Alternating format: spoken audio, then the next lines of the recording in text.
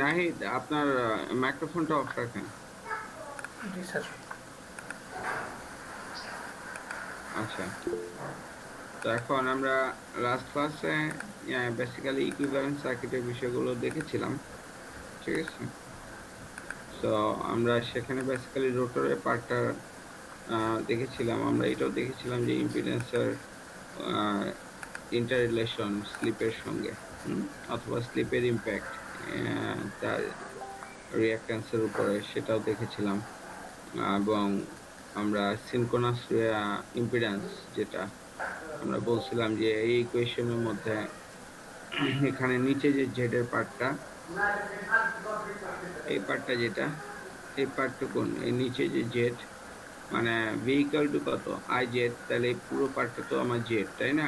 তো এইটা এইটা করতে গেলে তাহলে এখানে আমার বেসিক্যালি কি ছিল, এস এক্স বি আর। তো সবগুলোকে যদি এস দিয়ে ভাগ দিয়ে দিই তাহলে এখানে এস থাকবে না, এটা আসবে আর বাই এস, এটার নিচে আর আর বাই এস, এটা নিচে আসবে জেড আর বাই এস। তো জেড আর বাই এস, এই যে এখানে জেড আর বাই এস আর এখানে আর আর বাই এস, ঠিক আছে? তো এই জেড আর বাই এস এটাকেই বলা হচ্ছে সিনক্রোনাস ইম্পিডেন্স।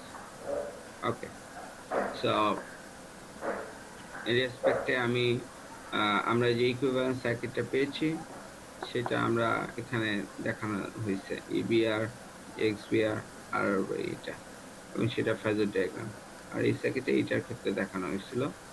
তো এটা পার্টটা, এবং আমরা দেখেছিলাম, আমরা কারেন্টের ইকুয়েশনটা শেষ পর্যন্ত দেখেছিলাম।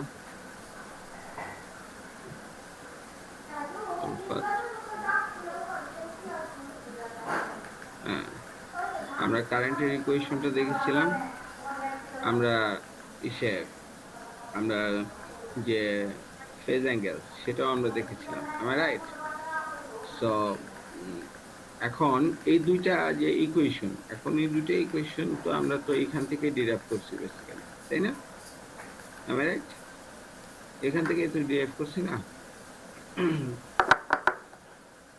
মানে এখান থেকেই পাইছি না আমরা, ঠিক আছে? আই আর এর ইকুয়েশনটা তো আমরা ওখান থেকেই পাইছি, এটা বাই জি এটা। স্যার। তো সেটা আবার থিটাটা হচ্ছে গিয়ে এক্স পি আর বাই এটা। তো এইভাবে আমরা পেয়ে গেছি এই যে এখান থেকে, কেমন? এবং আমরা জি এটাও স্যার। বলছি যে ইনিশিয়ালি যখন ব্লক রোটর অবস্থায় থাকে তখন বেসিক্যালি মেশিনটা ইন্ডাকটিভ বিহেভিয়ার করে। হ্যাঁ, মেশিনের কয়েল গুলো, রোটরটা বেসিক্যালি টোটালি ইন্ডাকটিভ আকারে কাজ করে, এবং যত আমার স্লিপ কমতে থাকে, অথবা উল্টা ভাবে বললে স্পিড বাড়তে থাকে, ঠিক আছে, মানে ওইটাকে প্রায় ধরার কাছাকাছি চলে আসে ম্যাগনেটিক ফ্লাক্সটা, সিনক্রোনাস ফ্লাক্সকে, তত বেশি কি হয়, তত বেশি সেটা ইন্ডাকটিভ থেকে রেজিস্টিভের দিকে যেতে থাকে, ঠিক আছে? এবং যদি সম্পূর্ণ ধরেই ফেলে তাহলে তার মধ্যে আর কোনো ইন্ডাকটিভ কয়েলের কোনো ইন্ডাকটিভ ক্যারেক্টার থাকবে না। যেটুকুন যে ক্যারেক্টারটা শুধুমাত্র কাজ করবে সেটা হচ্ছে রেজিস্টিভ ক্যারেক্টারটা, বিকজ কোনো ইন্ডাকটিভ ইফেক্ট থাকবে না। কারণ কেন থাকবে না? বিকজ ইন্ডাকটিভ ইফেক্ট থাকতে হইলে যে কোনো কয়েল এবং ফ্লাক্সের ভিতরে আপেক্ষিক বা রিলেটিভ একটা আমার স্পিড থাকতে হয়, অথবা চেঞ্জিং ম্যাগনেটিক ফ্লাক্স থাকতে হয়। তো যদি মূল সিনক্রোনাস ফ্লাক্সকে যদি ধরেই ফেলে, স্ট্যাটরি ফ্লাক্সকে ধরেই ফেলে, তাহলে আলটিমেটলি কোনো প্রকার চেঞ্জিং ম্যাগনেটিক ফ্লাক্স রোটরের কয়েলের ভিতরে নাই। সো চেঞ্জিং ম্যাগনেটিক ফ্লাক্স যদি না থাকে তাহলে আলটিমেটলি রোটরের কয়েলের ভিতরে যদি কোনো কারেন্ট বা ভোল্টেজ থাকে তাহলে সেটা থাকলেও সেটা ইন্ডাকটিভ ইনডিউসড হওয়া না। কথা বুঝে গেছে? বিকজ ইনডিউসড হবে হচ্ছে গিয়ে আপেক্ষিক থাকলে, তো ইনডিউসড হওয়া কোনো ভোল্টেজ বা কারেন্ট থাকবে না। ওকে, তো বেসিক্যালি ইন্ডাকটিভ কারেন্টের পরিমাণ তখন জিরো হয়ে যাবে, এবং কয়েলটা বেসিক্যালি কয়েলের যে রেজিস্ট্যান্স সেটুকুনি বেসিক্যালি কি পরিমাণ কারেন্ট কাজ করবে সেটাকে ডিসাইড করবে। তো এইটা বেসিক্যালি আমরা এখান থেকেও বুঝতে পারি, ঠিক আছে? তো এই ফেজ ডায়াগ্রামটা থেকেও বোঝা যায় যে মানে থিটা আর আচ্ছা, এখন আমরা এই ইকুয়েশন দুইটা প্লট করি। আমরা এই ইকুয়েশন দুইটা আমরা যদি গ্রাফিক্যালি প্লট করি তাহলে আমরা এর ক্যারেক্টারটা বুঝতে পারবো। ঠিক আছে? তো একটা ইকুয়েশন প্লট কিভাবে করতে হয় সেটা তো আমরা জানি, তাই না? আমি রাইট? এই ইকুয়েশন দুইটাই বেসিক্যালি এখানে লেখা হয়েছে, আবার ইকুয়েশন দুইটা কেমন সেটা প্লট করার জন্য তো লেখা হয়েছে। তো এই ইকুয়েশনটা আমরা প্লট করতে পারবো না? যে কোনো একটা ইকুয়েশন দেওয়া থাকলে সেটাকে আমরা প্লট করতে পারবো না? বেসিক্যালি প্লট করতে হলে এখানে আমরা প্লট করব কাকে? আইআর কে প্লট করব। তাহলে আইআর থাকবে আমার কোন দিকে? বেসিক্যালি আমার আইআর আইআর থাকবে কোন দিকে? এক্স অ্যাক্সিসে না ওয়াই অ্যাক্সিসে? বলেন কেউ।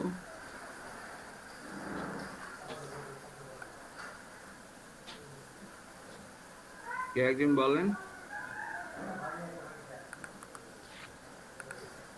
আইআর কে যদি প্লট করতে চাই তাহলে আইআর থাকবে কোন কোন অ্যাক্সিসে?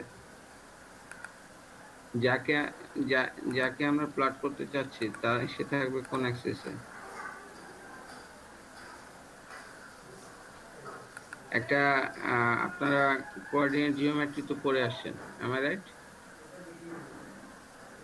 কোঅর্ডিনেট জিওমেট্রিতে বেসিক্যালি দুইটা আমার অ্যাক্সিস থাকে, am I right? একটা থাকে ভার্টিক্যাল অ্যাক্সিস আর একটা থাকে horizontal Axis, am I right? তো আমরা জি স্যার। এখানে হরাইজন্টাল অ্যাক্সিসটাকে বলি এক্স আর ভার্টিক্যাল অ্যাক্সিসটাকে বলি ওয়াই, am I right? এখন এই এক্সটা এখানে তাহলে আইআর কে যদি প্লট করতে হয় আইআর কোথায় হবে? এক্স এর এখানে হবে না ওয়াই এর এখানে হবে, নাকি ওয়াই এর এখানে হবে না এক্স এর এখানে হবে? কোথায় হবে?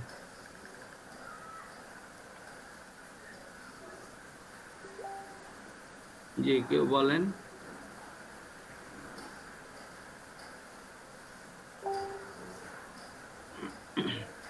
আমার কোশ্চেনটা বোঝা যায় নাই? আমার কথা শুনতে পাওয়া যাচ্ছে না নাকি কোনটা?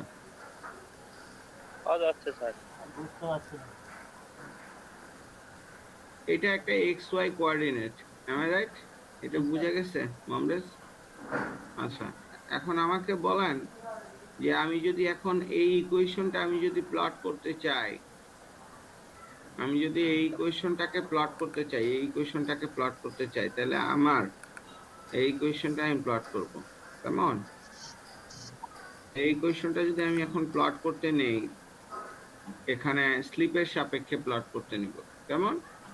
মানে এস এর মানের সাপেক্ষে আই এর মানগুলো কেমন হইতে থাকে, তাহলে এস কোথায় হবে আর আই এর কোথায় হবে? এস এস হবে কি ওয়াই এর জায়গায় না এক্স এর জায়গায়? হ্যাঁ, এসটা কোথায় হবে? অথবা আইআরটা কোথায় হবে? আইআর ওয়াই এর জায়গায় হবে না এক্স এর জায়গায় হবে? আইআরটা ওয়াই জায়গায় হবে স্যার। হ্যাঁ, কেন হবে? এটা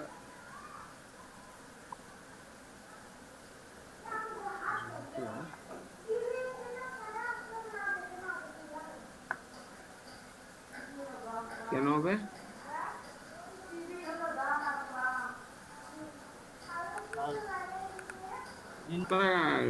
আমরা যখন প্লট করি বেসিক্যালি এখানে যখন আমি ওয়াই কে প্লট করি, হ্যাঁ, আসলে কি হয়?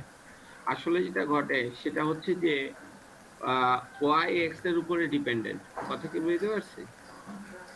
মানে এক্স বাড়লে কমলে ওয়াই বাড়ে নাকি কমে সেই জিনিসটাই এই গ্রাফে আমরা বুঝতে পারি, আমি রাইট? তার মানে বিষয়টা হচ্ছে যে বেসিক্যালি এখানে ওয়াই যেটা আছে সেই ওয়াই কার উপরে ডিপেন্ডেন্ট? ওয়াই হচ্ছে এক্স এর উপরে ডিপেন্ডেন্ট, কিন্তু এক্স কি ওয়াই এর উপরে ডিপেন্ডেন্ট? নো, এক্স সে ইন্ডিপেন্ডেন্ট, সে বাড়তেছে কমতেছে।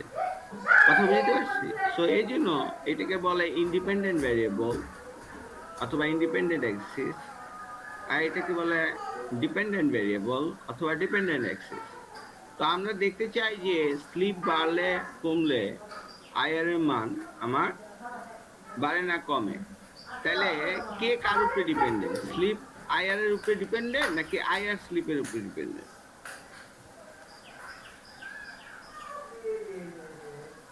রোটরের কারেন্টটা স্লিপের উপরে ডিপেন্ডেন্ট না? জি স্যার। তাহলে আইআর কোথায় হওয়া উচিত? আইআর হওয়া উচিত এই ওয়াই জায়গাটাতে, এম আই রাইট? তাই না? তো এইটাই তো আপনাদেরকে বলতে চাচ্ছি। তাহলে এখানে হবে না, এখানে হবে আইআর, এম আই রাইট? এখানে হবে আইআর, আর এই পাশে কি হবে? ইন্ডিপেন্ডেন্ট ভাবে এখানে হবে আমার স্লিপেজ। কথা কি বুঝতে পারছি? তাহলে এই ইকুয়েশনের মধ্যেও ঠিক একই রকম ভাবে এই ইকুয়েশনটার ভিতরেও তাহলে কি হবে আমার? এই ইকুয়েশনটাতে আমার তাহলে যদি এটা প্লট করতে নিই তাহলে কি করব? এটা প্লট করতে নিলে কি করব আমি? এটা প্লট করতে নিলে কি করব? এই ইকুয়েশন এখানে থিটা আর কি থিটাটাকে আমি প্লট করব, থিটা আর বলতেছি আর আসছে রোটর থেকে। তো এটা প্লট করতে নিলে থিটা আর কোথায় হবে? থিটা স্লিপের সাপেক্ষে থিটা আর কে আমি প্লট করব, তাহলে এখানে হবে থিটা আর, এখানে হবে থিটা আর, আর এখানে হবে হচ্ছে কি স্লিপেস। কথা বুঝে গেছে? মানে থিটাটা কার উপরে ডিপেন্ড করতেছে? স্লিপের উপরে ডিপেন্ড করতেছে, am I right? এই অ্যাঙ্গেলটা ডিপেন্ড করতেছে স্লিপ কি কতখানি সেটার উপরে, তাই কি? এটা কি আমরা মুখস্থ বা বলতেছি নাকি কনসেপ্ট অনুযায়ী? তাই, বিকজ আমার রোটরের যে কারেন্টটা কত হবে, তো সেটা তো বেসিক্যালি যে স্লিপটা সেটার উপরেই ডিপেন্ড করবে, am I right?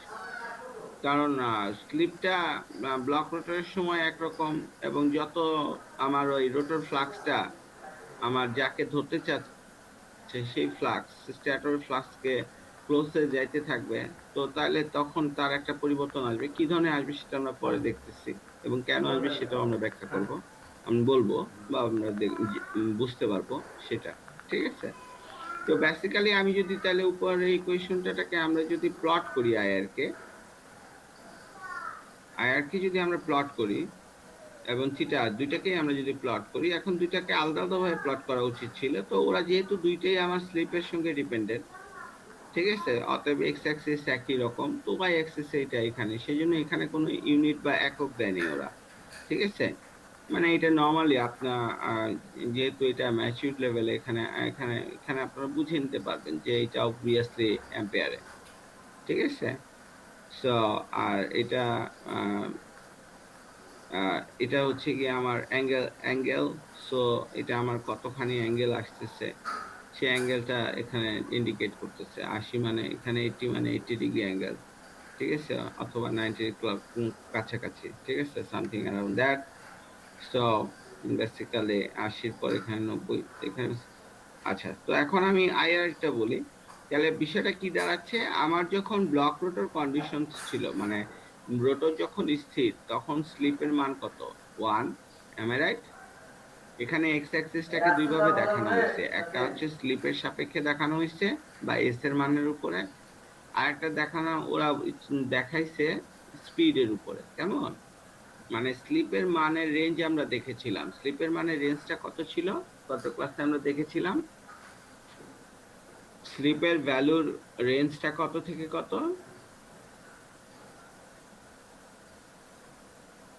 গত ক্লাসে দেখেছিলাম আমরা, তাই না? দেখি নাই গত ক্লাসে?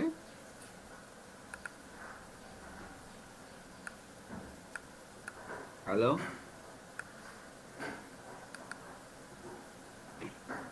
কারো মনে আছে?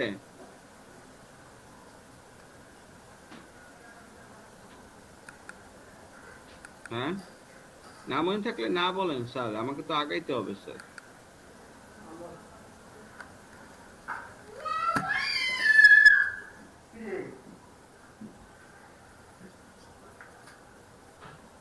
মনে আছে কারো?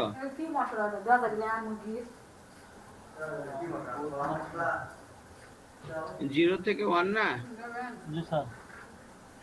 1 হচ্ছে গিয়ে যখন লকড অবস্থায় থাকে, যখন লকড অবস্থায় থাকে তখন হচ্ছে কি স্লিপের মানটা কত? স্লিপের মানটা আসে তখন 1, কারণ স্লিপটা কি বেসিক্যালি আমার স্লিপটা হচ্ছে, sorry, slip S equal to কত? ns minus nr divided by ns। am I right? So if that is the case, তাহলে আমার এনআর এর মান বেসিক্যালি জিরো যখন লক রোটর অবস্থায় বা রোটর স্টপ হয়ে আছে, তাহলে জিরো হইলে থাকে কত, এনএস বাই এনএস। তো এনএস আর এনএস কাটাকাটি গেলে কত থাকে, 1 থাকবে। তাহলে এস এর মান হবে 1 যখন রোটর স্থির অবস্থায় থাকবে। আর রোটর যখন পুরোপুরি ফুল স্পিডে থাকবে, তখন যদি সে তাকে ধরেই ফেলতে পারে, যদিও ধরতে পারবে না আমরা জানি, তাহলে সর্বোচ্চ হইলে কত হইতে পারে, এনআর এর মান ম্যাক্সিমাম কত হইতে পারে, এনএস এর সমান হইতে পারে। তাহলে এনএস মাইনাস এনএস মানে কত, জিরো। তাহলে জিরো বাই সামথিং মানে জিরো। তাহলে এস এর মান হইতে পারে হচ্ছে জিরো। এটা তো বলেছিলাম গত ক্লাসে।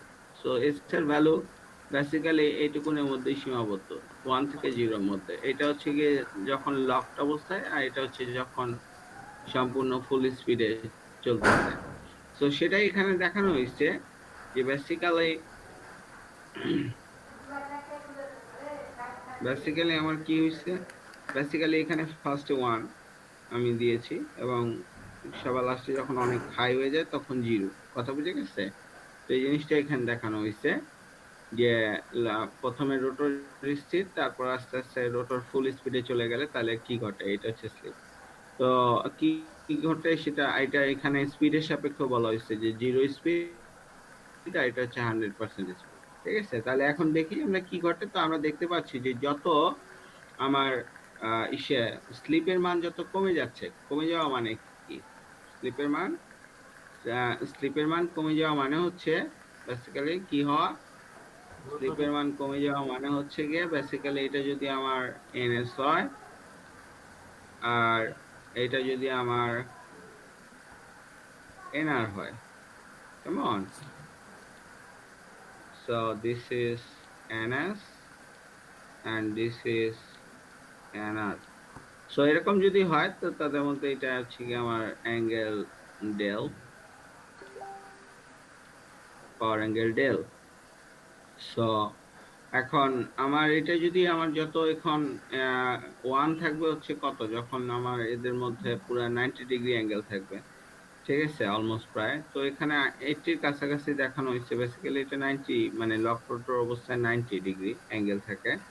ঠিক আছে, তো সেখান থেকে যত বেশি আমার স্লিপ বাড়তে আছে তত বেশি কি হচ্ছে, এটা আমার আইআরটা আগে দেখি, তাহলে কি হচ্ছে, রোটরের কারেন্ট কি হচ্ছে, রোটরের কারেন্ট অনেক হাই, বিকজ রোটর লকড হয়ে আছে। আর ওই সময় সমস্ত স্ট্যাটরের যে ম্যাগনেটিক ফ্লাক্স আছে সেটা কি করতেছে, সেটা সুইপ করতেছে। ঠিক আছে, বা সেটা ঘূর্ণন করতেছে রোটর কয়েল গুলোকে, ফলে তার মধ্যে যে পরিমাণ ইনডিউস ভোল্টেজ হয় সেটা অনেক হাই। সেই হাই ভোল্টেজের কারণে কি হয়, আমার হাই পরিমাণ কারেন্টও এখানে তৈরি হয়। কথা বুঝতে পারছি? কিন্তু যত সে এই এনারটা এটা যখন একে ফলো করা শুরু করতে থাকে এবং অ্যাঙ্গেলটা কমে যেতে থাকে, যত এটা কমে যেতে থাকবে তত বেশি তার মধ্যে ইন্ডাকটিভ ইফেক্টটা কমে যেতে থাকবে। ঠিক আছে, সো আলটিমেটলি সে কি করতে থাকবে, তার কারেন্টটাও কমে যেতে থাকবে, এবং কমতে কমতে একসময় যখন ফুল স্পিড তাকে ধরেই ফেলবে, তখন কোনো প্রকার ইন্ডাকটিভ ইফেক্টও থাকবে না, তখন রোটরের কয়েলের ভিতরে কোনো কারেন্টও থাকবে না। M I right? প্রথমেও যেমন কারেন্ট ছিল না, প্রথমে প্রথমে প্রথমে মানে এইটার প্রথমে কারেন্ট ছিল না মানে এইটা বুঝাইনি, মানে বুঝাইছি যে যদি স্ট্যাটরে কানেকশন না দেই, মানে ঘূর্ণনশীল ফ্লাক্স না তৈরি হয়, তাহলে তো তখন তো রোটরে কোনো কারেন্ট নেই। বাট যেই মাত্র দিলাম তখন লকড অবস্থায় বা রোটর স্থির অবস্থায়, তখন তার মধ্যে সবচেয়ে হাইয়েস্ট কারেন্ট থাকবে, এবং আস্তে আস্তে তার কারেন্টটা কমে যেতে থাকবে যত এটা এটা যত কমে যেতে থাকবে। এটা কমা মানে কি, স্লিপ স্লিপ কমা মানেই হচ্ছে কি এটা কমে যাচ্ছে। M I right? স্লিপ কমায় মানেই হচ্ছে যে এনআরটা এনএস এর কাছাকাছি চলে যাচ্ছে, এবং জিরো হয়ে যাওয়া মানে এটাও জিরো হয়ে যাওয়া, মানে এনআরটা এনএস কে ধরে ফেলছে। M I right? এইটুকুন কি মুখস্থ করতে হবে না বুঝা বুঝা গেছে, বুঝাইতে পারছি আমি? স্লিপ কমে গেলে এনএস আর এনআর এক।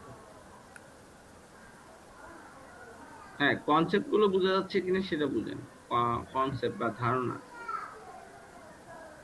তা আমি তো দেখতেছি যে আপনারা আগের ক্লাসের গুলো মনে রাখতে পারতেছেন না, সেটা তো সমস্যা। আচ্ছা, তাহলে এখন আমার থিটা আরটা কি হবে? থিটা আরটা আমি যেমনটি বলেছি যে প্রথমে যখন সে স্থির অবস্থায় থাকবে রোটর, তখন তার ভিতরে এই থিটা আরটা কোথা থেকে আসছে সেটা আপনার বুঝতে হবে। সেটা যদি আপনি বুঝেন তাহলে বুঝতে পারবেন। এই যে এখানে রিঅ্যাকট্যান্স আর রেজিস্ট্যান্স তাদের মধ্যে এখানে দুজনের সম্মিলিত ভাবে যে আমার জেডার পাইছি সেই জেডারের অ্যাঙ্গেলটা, কথা বুঝতে পেরেছি? মানে তাদের মানে লব্ধি যে আমার বাধাটা, ঠিক আছে? তো তারা একে অপরের 90 ডিগ্রি আকারে থাকে, কারণ রিঅ্যাকট্যান্স আর রেজিস্ট্যান্স কি 90 ডিগ্রিতে থাকবে না? 90 ডিগ্রিতে থাকবে। সো দিস ইজ ওয়াই এটা হইলো। তো এখন কথা হলো যে ইনিশিয়ালি কি হয়? ইনিশিয়ালি হয় হচ্ছে গিয়ে যে মানে থিটা আরটা বেসিক্যালি থিটা আর এর পরিমাণ থাকেই না। থিটা সরি থিটা থিটা আর আমার পুরাটা হচ্ছে গিয়ে ইয়ার সমান, মানে রেজিস্টিভ পার্টটা থাকেই না, পুরাটা ইন্ডাকটিভের মতো আচরণ করে। তো আলটিমেটলি অ্যাঙ্গেলটা 90 ডিগ্রি। বাট যত আমার স্লিপ বা স্পিড বাড়তে থাকে বা যত আমার স্লিপ কমতে থাকে, হ্যাঁ, আমার স্লিপটা যত কমে যেতে থাকবে বা স্পিড যত বাড়তে থাকবে, তাহলে তখন কি হবে? তাহলে তখন এই থিটাটা কি হবে? থিটা আরটা কমে যেতে থাকবে। থিটা আর যদি কমে যেতে থাকবে থিটা আর কমে যেতে থাকবে কেন? কারণ রেজিস্টিভ পার্টটা তখন বাড়তে থাকবে এবং ইন্ডাকটিভ পার্টটা কমে যেতে থাকবে, তাই না? কেন কমে যেতে থাকবে? এইটা আমরা বেসিক্যালি ভেক্টরের ক্যারেক্টারিস্টিক্স থেকে শিখে আসছি বা দেখে আসি। সেটা হচ্ছে গিয়ে যখন দুটো ভেক্টর একটা ভেক্টর পি এবং আরেকটা ভেক্টর মনে করেন আমার যদি থাকে সে কিউ, এখন যেটা ঘটে, এটা পি ভেক্টর, এটা কিউ ভেক্টর, ধরেন এটা পি ভেক্টর,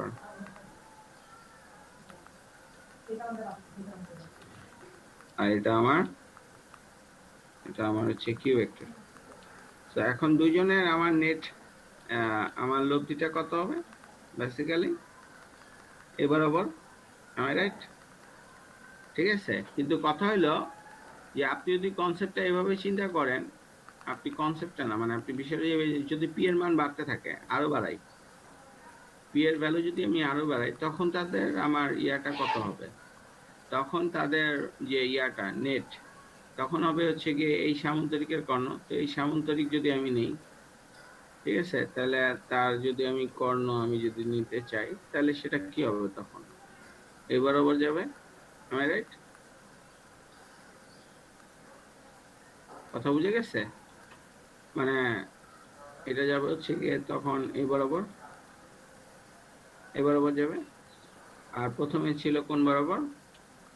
প্রথমে ছিল আমার এই বরাবর ছিল প্রথমে, আন্ডারস্ট্যান্ড? এই বরাবর ছিল প্রথমে, আর এরপরে আসছে হচ্ছে গিয়ে আমার এই বরাবর, আন্ডারস্ট্যান্ড? সো প্রথমে আমার অ্যাঙ্গেল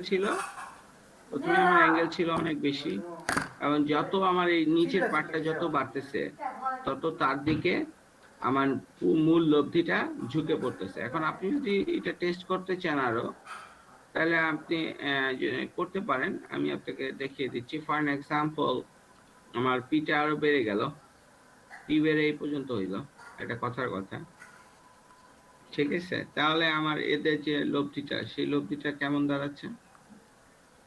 এই লব্ধিটা, তাহলে আমি যদি লব্ধিটা নিতে চাই সামান্তরিকের কর্ণ, তাহলে এটাই হচ্ছে কি আমার সেই সামান্তরিক।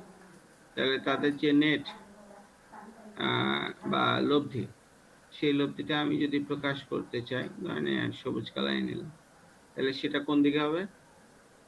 এদিকে। তাহলে প্রথমে আমার ছিল ব্লুর দিকে, পরে আমি ভায়োলেট লাইন পাইলাম, পরে যখন আরো বাড়াইছি তখন আমি দেখেন সবুজ। মানে ক্রমান্বয়ে সে বড় ভেক্টর যেটা, সে তার দিকে লব্ধি ভেক্টরটা বড় ভেক্টরের দিকে, বৃহত্তর ভেক্টরের দিকে থাকে, এবং আরো যদি বাড়িতে থাকি তত বেশি তার দিকে চলে যেতে হবে, এবং একটা পর্যায়ে মনে হবে দুজনে একই দিকে চলে আসছে, মানে এ একেবারে নেগলিজিবল হয়ে আসবে। কথা কি বুঝতে পারছি? So this is how.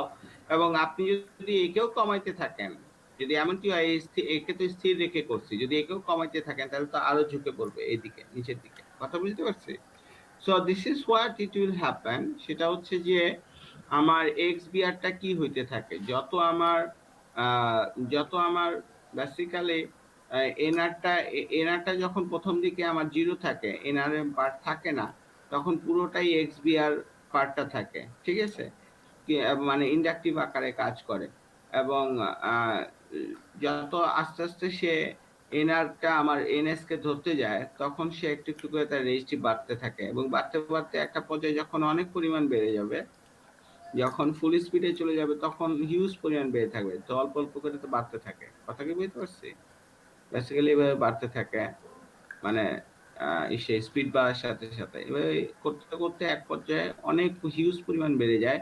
এবং সে কি করতে থাকে, এক্স বিআর পার্টটা কি হইতে থাকে, এক্স বিআর পার্টটা বেসিক্যালি কি হইতে থাকে, প্রথমে আছে মনে করেন এরকম, এরপরে চলে আসবে এরকম, এরপরে চলে আসবে এরকম, এরপরে চলে আসবে এরকম, এরপরে চলে আসবে এরকম, মানে আস্তে আস্তে কমে যেতে থাকবে। ইন্ডাকটিভ পার্টটা মানটা কমে যেতে থাকবে, আর রেজিস্টিভ পার্টটা বাড়তে থাকবে। সো আলটিমেটলি তাই যদি হয়, তাহলে এখানে যদি আপনি একটা ভেক্টর রাখেন যে এইটার সঙ্গে এখানে সামান্তরিক করে, ঠিক আছে, বেসিক্যালি এইটুকুন মানে এখানে এনে আপনি যদি চিন্তা করেন, তাহলে আমার যে নেট ফ্লাক্সটা পাবো সেটা তো হচ্ছে এইটার দিকে, তার মানে পুরোটাই রেজিস্টিভের দিকে। থিটা প্রায় কমেই গেতেছে, তো থিটা ফার্স্টে অনেক ছিল, এরকম আস্তে আস্তে থিটাটা কমতে কমতে কমতে কমতে চলে আসবে। এখানেও সেটা দেখেছি, প্রথমে থিটা ছিল এইটা, তারপরে থিটা কমে গেছে, তারপরে আরো কমে গেছে থিটা, কথা কি বুঝে গেছে?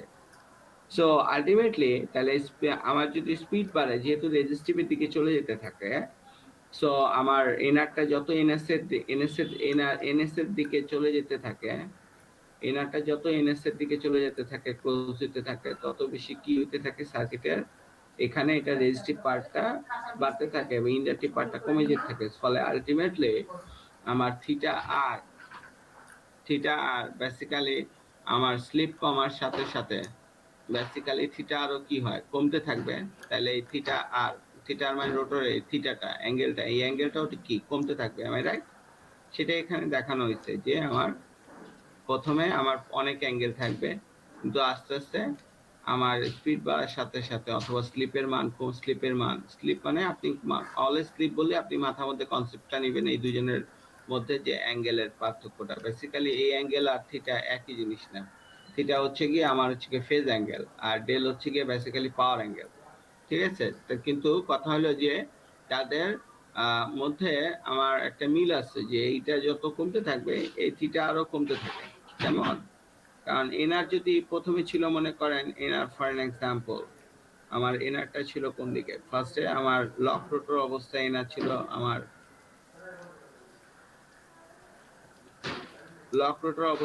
এনআর ছিল কি, আমার এনআর ছিল হচ্ছে কি 90 ডিগ্রি কোণ করে, এই লালটার সঙ্গে 90 ডিগ্রি করে, এবং এটা যত এটার দিকে যাচ্ছে, প্রথম দিকে 90 ডিগ্রি ছিল, এরপরে আস্তে আস্তে অ্যাঙ্গেলটা কমতে আসছে, কমতে কমতে এক সময় এনআর কে ধরেই ফেললে জিরো হয়ে যাবে। সো আলটিমেটলি থিটা আরটাও কি তখন পুরাটা রেজিস্টিভ হয়ে যাবে, থিটা আরটাও কমে যেতে থাকবে। তো সেই জিনিসটা বোঝা গেছে, এই গ্রাফটা বোঝা গেছে স্যার? তাইলে স্লিপ আমার স্থির অবস্থায় আমার কারেন্ট অনেক বেশি, এবং যত আমার অ্যাঙ্গেল আমার স্লিপটা কমে যেতে থাকলো, তত আমার ইন্ডাকটিভ ইম্প্যাক্টটাও কমে যেতে থাকলো, ফলে আইআরওর মানও কমতে থাকা শুরু করে, এবং একসময় জিরো হয়ে যায়। যদি 100% স্পিড হয়, 100% হওয়া মানে এটা স্লিপ জিরো হওয়া মানে এটাকে ধরে ফেলছে, যদি এটা ধরতে পারে না, বাট ইকুয়েশনে বোঝার খাতিরে আমরা এটা প্লট আউট করছি।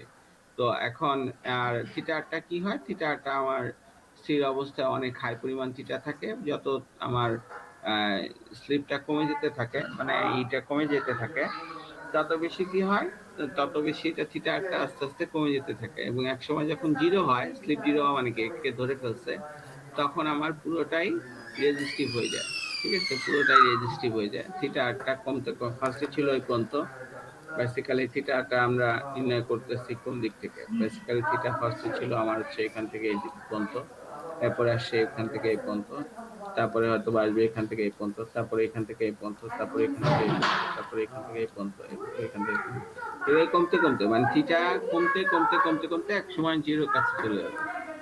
হ্যাঁ, মানে বেসিক্যালি যখন জিরো হবে স্লিপ, তখন থিটাও আমার জিরো হয়ে যাবে। সেই কথাগুলো কি বোঝা গেছে স্যার? কথাগুলো বুঝে?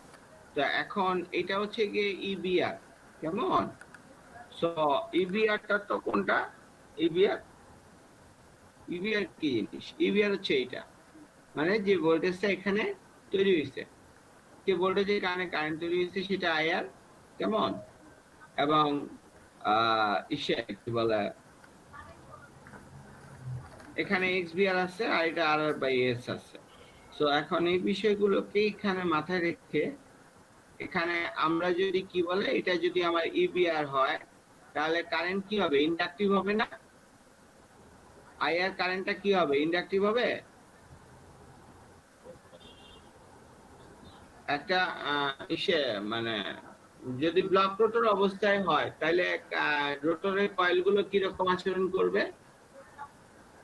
ব্লক রোটর অবস্থায় রোটরের কয়েল গুলো কি ধরনের আচরণ করবে? রেজিস্টিভ করবে নাকি ইন্ডাকটিভ করবে আচরণ? একটা কয়েলের আচরণ ডিপেন্ড করে, সেটা স্লিপের উপরে ডিপেন্ড করে কয়েলের আচরণ। নর্মাল সাধারণ মানুষ তার সে দেখবে কয়েল, এটার আবার আচরণের কি হলো? বাট আপনারা যারা ইঞ্জিনিয়ার তারা জানেন যে একটা সার্কিটে যতই আপনি ইন্ডাক্টর লাগান না কেন, আমি চাইলে ওইটার সমপরিমাণ ক্যাপাসিটিভ লাগে সার্কিটটাকে রেজিস্টিভ বানিয়ে ফেলতে পারি। Am I right? এক সেকেন্ড। আচ্ছা, তাহলে এখন ইবিআর যদি থাকে, এটা মানে ভোল্টেজ যদি হয়, ইবিআরটা কি? একটা ভোল্টেজ, তাই না? ব্লক রোটর অবস্থায় রোটরের মধ্যে কি পরিমাণ ভোল্টেজ ইনডিউস হয়েছে, তাহলে রোটরে ইনডিউস হওয়া ভোল্টেজের কারণে রোটরের মধ্যে যে কারেন্ট তৈরি হবে সেই কারেন্টটা কোন দিকে হবে? ইন্ডাকটিভ হবে। Am I right? এইদিকে যদি উপরের দিকে কারেন্ট হয় তাহলে ক্যাপাসিটিভ হবে, বাট সে হবে ল্যাগিং অবস্থায়, তাই না? তাই নিচের দিকে হবে আইআর। ঠিক আছে, তো অ্যাবসলিউট 100% তো ইন্ডাকটিভ হবে না। কেউ কিছু বলতে চাইছেন? নিচের দিকে স্যার। হ্যাঁ, তো অ্যাবসলিউট 100% ইন্ডাকটিভ হবে না, কারণ কিছু তার যতই সে প্রিডমিনেন্টলি মানে যতই সে ব্লক রোটর অবস্থায় একদম ফুল ইন্ডাক্টরের মধ্যে কাজ করুক না কেন, বাট অ্যাবসলিউট ইন্ডাক্টর তো হবে না, কারণ এত বড় কয়েল আপনি পেঁচাইছেন, তার তো কিছু হইলেও রেজিস্ট্যান্স ইম্প্যাক্ট আছে। দিস ইজ ওয়াই পুরোপুরি 90 ডিগ্রি নিবে না। পুরোপুরি 90 ডিগ্রি যদি হইতো ইবিআর এর সঙ্গে, তাহলে এটা তো টোটালি ইন্ডাকটিভ হয়ে যেত। কথা বুঝা গেছে? কিন্তু অলমোস্ট 90 হয় না, এখানে আপনি অ্যাঙ্গেল থেকে দেখছেন 80-র মতো হয়। কথা বুঝতে পারছি তো? আমরা বলতে পারি যে ওই 10 ডিগ্রির কারণে, কনসেপ্টটা বোঝার কারণে বলতেই পারি যে তার রেজিস্টিভ পার্টটা অলমোস্ট নেগলিজিবল। ঠিক আছে, দিস ইজ ওয়াই আমার প্রায় এটা 90 ডিগ্রি, এটা 90 ডিগ্রি, এখান থেকে এই পর্যন্ত গেলে এটা হচ্ছে 90 ডিগ্রি। সো এই অ্যাঙ্গেলটা বেসিক্যালি কোন দিক থেকে মাপবো? এই ভোল্টেজ থেকে এই কারেন্টের দিকে। Am I right? So S equal to যখন 1, সেটা আমরা এখানে দেখানো হয়েছে, মানে ব্লক রোটর অবস্থায় সে প্রায় 90 ডিগ্রির কাছাকাছি তার অ্যাঙ্গেল, এবং যখন এস ইকুয়াল টু 0.4 তখন কত আসে সেটাও কিন্তু এটা মানটা এখানে আমরা পাইছি। কিভাবে পাইছি? এইগুলো যে এইটুকুন পর্যন্তই বড় হবে, আরো যে বড় হবে না কেন সেটা আমরা কিভাবে আমরা ইয়া করলাম?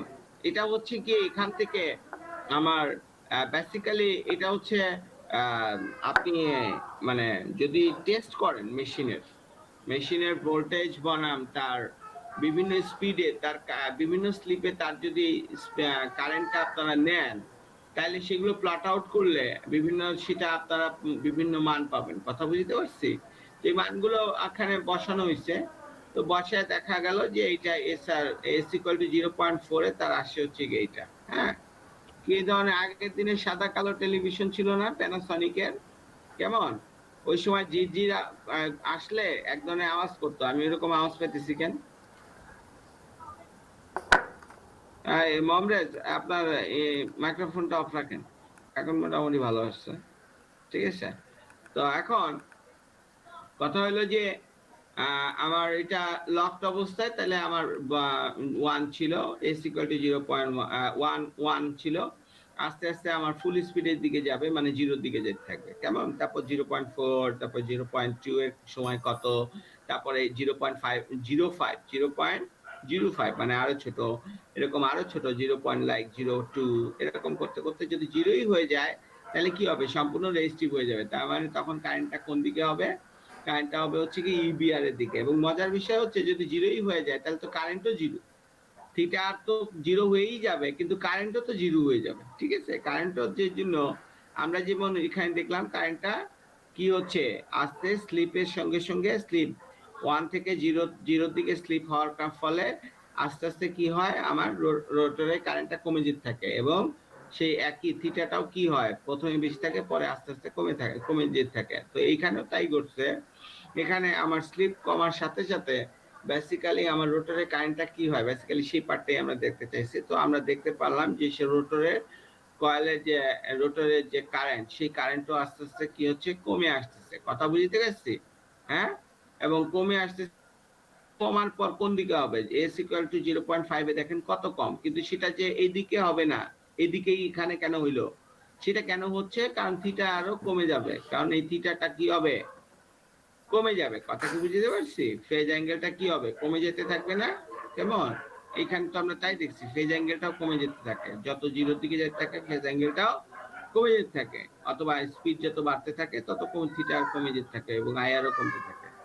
তো সেই কনসেপ্ট, সেই আরো কমতে থাকলে এক সময় এখানে জিরোতে এটা রেজিস্টিভ হয়ে যাবে, এবং জিরো পরিমাণ আমার কারেন্ট থাকবে, কারণ কোনো প্রকার ইন্ডাকটিভ প্রসেস থাকবে না। এনআরটা এনএস কে ধরে ফেলছে, তাই না? এনআর ফেজরটা বা ভেক্টরটা, ম্যাগনেটিক ফ্লাক্সটা, এনআর ম্যাগনেটিক ফ্লাক্সটা এনএস টাকে ধরে ফেলছে। বেসিক্যালি এটা কখনোই ইন্ডাকটিভ মেশিনে পারে না, তার কিছু হলেও তার গ্যাপ থাকবে, ঠিক আছে? এবং ওইটাকে ধরার জন্য সে চিরকাল এরকম চলতে থাকবে। চিরকাল মানে হচ্ছে যতক্ষণ আপনি চালাবেন, ওখানে পাওয়ার দিবেন। সো এখন বিষয়টা হচ্ছে যে এটা আমরা দেখতে পেলাম। তাহলে এখন তাদের পরিমাণটা এমন হয়, তো মজার বিষয় হচ্ছে যে যারা রিসার্চার তারা আগে দেখছে, কত আগে, এটা অনেক, প্রায় maybe 100, more than 100 years or 100 years এর কাছে। So then they found it, এটা কি ঘটে, তখন ওরা টেস্ট করে ওরা দেখছে যে এটা বেসিক্যালি এটা রূপ নেয় হচ্ছে লোকাসটা একটা সেমি সার্কেলের। কথা বুঝতে পারছি? অর্ধবৃত্ত কোনটার সাপেক্ষে অর্ধবৃত্ত, মানে এইটা এইরকম, এদিকে আবার যদি নিতাম, এদিকে যদি আবার নিতাম, এদিকে যদি আমি আবার নিতাম, তাহলে কি হইতো, সরি আমার অঙ্কন ভালো হয় নাই, এদিকে যদি আমি আবার নিতাম তাহলে কি হবে, তাহলে আমার এটা পুরা ফুল বৃত্ত হয়ে গেল। কথা বুঝে গেছে? বাট এইটুকুন পার্ট তো বেসিক্যালি হবে না।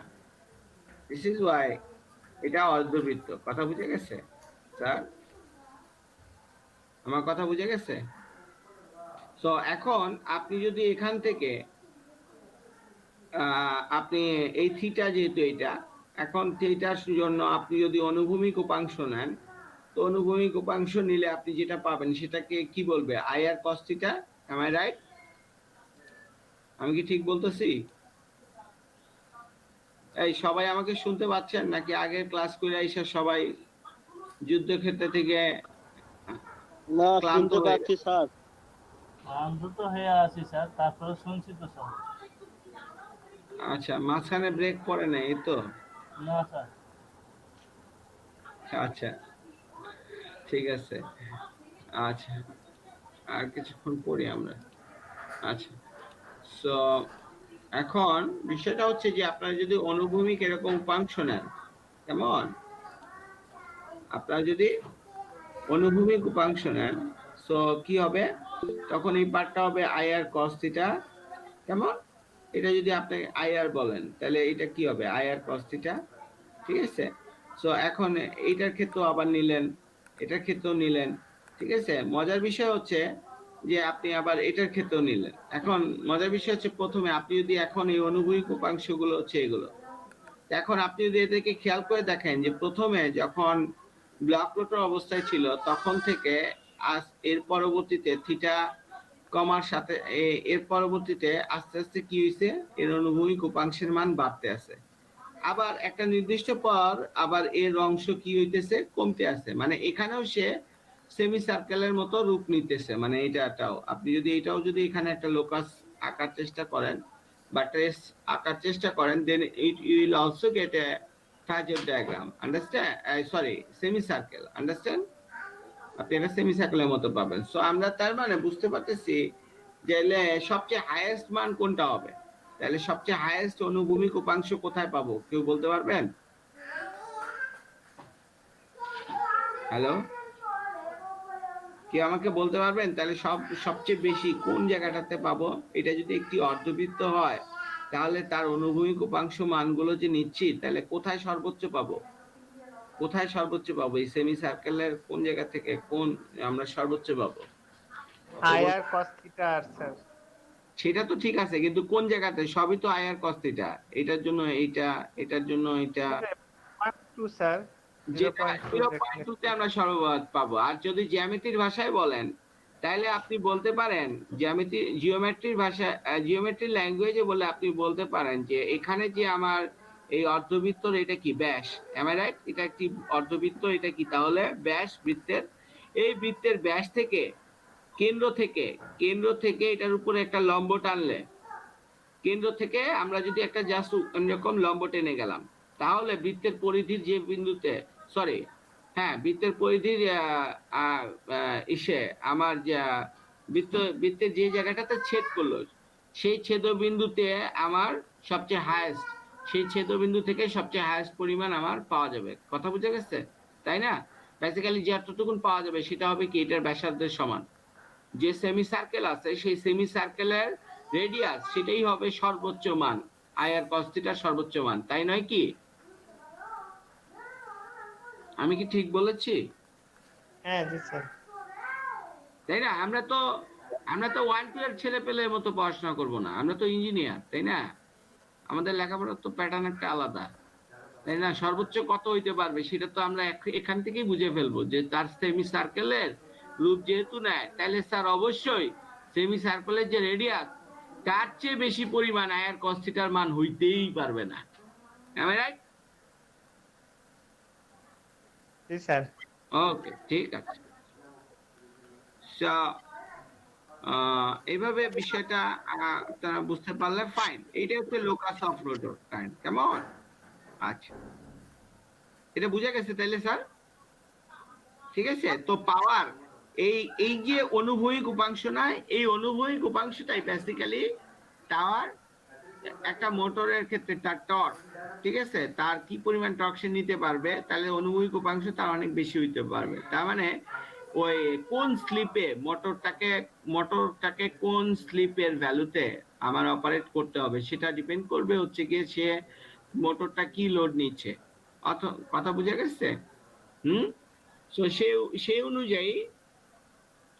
অনুযায়ী আমার স্লিপে আমি ডিপেন্ড করবে যে কোন স্লিপে সে যাচ্ছে কোনটায়। সো সাধারণত এই ম্যাক্সিমাম তার ক্যাপাসিটি যে টর্ক দিতে পারে সেইটুকুনে আমরা একটা মোটরকে, এটা তার সেই সেটাতে আমরা চালাই না, তার তার রেটের একটা কন্ডিশন অন্য আরেকটাতে দেই যাতে কিনা মোটরটা স্টেবল ভাবে চলতে পারে। বাট এটা তার স্টেবিলিটি লিমিট, এর বাইরে তো সে আইআর কস থিটা এর বাইরে সে দিলে তো সে অপারেটই করতে পারবে না, বিকজ এটা হচ্ছে তার বেসিক লিমিটেশন। এই সেমি সার্কেলের রেডিয়াসের বেশি তো হইতেই পারবে না এর অনুভূমিকের মান। সো এই বেসিক লিমিটেশনের কারণে তো আমরা সাধারণত দেখা যায় এস এর মান এস ইকুয়াল টু 0.03 তে অথবা 0.05 এ, ঠিক আছে, 0.2, হ্যাঁ। তো এই প্র্যাকটিস গুলোতে আমরা দেখা যায় যে তাদেরকে অপারেট করে, হ্যাঁ। তো এটা পরবর্তীতে একটা কার্ভ আছে, সেখানে আমরা আরো ভালো বুঝাবো। বাট এই কনসেপ্টটা বুঝেন যে এই আর কস থিটা বেসিক্যালি এইটাই পাওয়ারের উপাংশ, এইটাই বেসিক্যালি পাওয়ার ক্রিয়েট করে। কথা বুঝতে পারছি? ওকে। সো আইআর কস থিটাটাই বেসিক্যালি পাওয়ার উপাংশ। এই অনুভূমিক যে যেটা উলম্ব অংশ আছে, যে আইআর সাইন থিটা, সেই পার্টটা বেসিক্যালি রোল প্লে করে না কোনো প্রকার কার্য আমাদের অ্যানালাইসিসের জন্য, সেটার ইম্পর্টেন্সটা আপাতভাবে নাই। কথা বুঝতে পারছি? হ্যাঁ স্যার, আমরা বুঝতে পারছি? ওকে। সো এখন এটা কি ছিল বেসিক্যালি?